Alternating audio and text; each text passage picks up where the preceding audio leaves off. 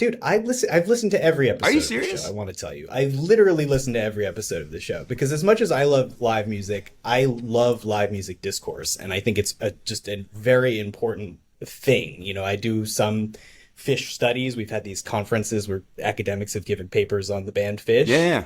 and my work is always about how music is important to our identities, but it's really in the conversations around music where that begins to really take shape. Because, as you can imagine, like the guy who only listens to Fish and never talks to anyone about it is very different than the guy who talks about Fish, or the girl or person who talks about Fish. It is a whole other thing when you start to talk. So, Oh, yeah.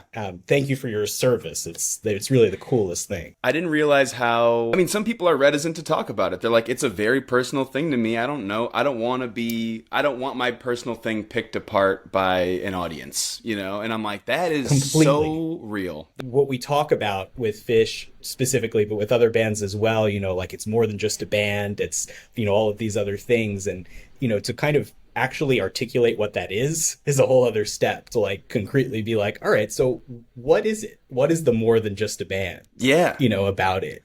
It's community, it's economy, it's craft, it's, you know, I'm a therapist professionally, so to me, there's a therapeutic value to it as well, and geography. It's takes us across the country and the world. So I mean, it is all of those things, and there are parts of the journey along seeing Fish, or parts of being at a Fish show where you're like, this is it right here, and then you're like, oh no, this is it a little bit, and like